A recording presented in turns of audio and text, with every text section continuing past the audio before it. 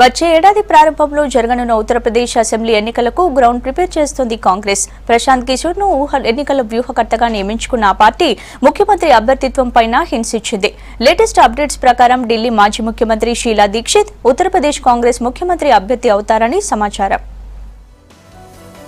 కొంతకాలంగా క్రియాశీల రాజకీయాలకు దూరంగా ఉన్న ఢిల్లీ మాజీ ముఖ్యమంత్రి షీలా దీక్షిత్ మళ్లీ యాక్టివ్ అవుతున్నారు. తాజాగా ఆమెను ఉత్తరప్రదేశ్ నుంచి ముఖ్యమంత్రి అభ్యర్థిగా బరిలోకి దింపేందుకు కాంగ్రెస్ అధిష్టానం ప్రయత్నిస్తోందని వార్తలు వినిపిస్తున్నాయి.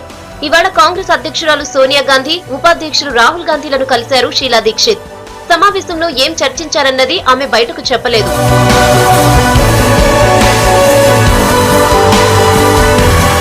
ఢిల్లీకి 3 సార్లు ముఖ్యమంత్రిగా పనిచేశారు షీలా దీక్షిత్. 2013 అసెంబ్లీ ఎన్నికల్లో ఆమె నేతృత్వంలోని కాంగ్రెస్ పార్టీ ఘోరంగా ఓడిపోయింది.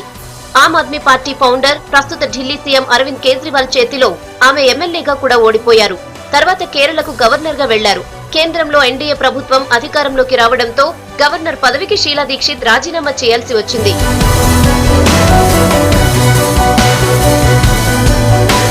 తాజాగా షీలా దీక్షిత్ ను ఉత్తరప్రదేశ్ కాంగ్రెస్ ముఖ్యమంత్రి అభ్యర్థిగా ప్రకటిస్తారని ప్రచారం జరుగుతోంది. వచ్చే ఏడాది మొదట్లోనే ఉత్తరప్రదేశ్ అసెంబ్లీకి ఎన్నికలు జరగనున్నాయి. ప్రస్తుతం ఆ రాష్ట్రంలో రాజకీయంగా కాంగ్రెస్ 4th ప్లేస్ లో ఉంది.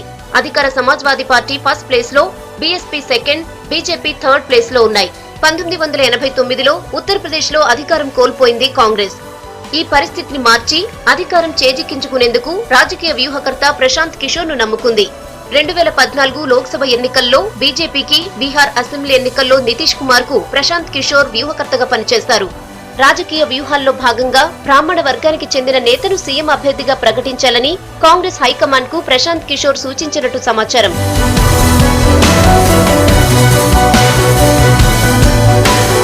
ప్రశాంత్ కిషోర్ సూచనతో వ్యక్తిగతంగా ఎలాంటి వివాదాలు లేని షీలా దీక్షిత్ సీఎం అభ్యర్థిగా బెటర్ అని సోనియా గాంధీ భావిస్తున్నట్టు తెలుస్తోంది. షీలా దీక్షిత్ మామ ఉమాశంకర్ దీక్షిత్ ఉత్తరప్రదేశ్ కు చెందినవారు. ఆయన గతంలో కేంద్ర మంత్రిగా, కొన్ని రాష్ట్రాలకు గవర్నర్ గాను పనిచేశారు. ఆయన వారసత్వంతోనే షీలా రాజకీయాల్లోకి వచ్చారు. బ్రాహ్మణ సామాజిక వర్గంలో వీరి కుటుంబానికి మంచి పట్టుంది. ఈ అంశాలన్నీ షీలాకు కలిసొస్తాయనే భావనలో హైకమాండ్ ఉన్నట్టు సమాచారం.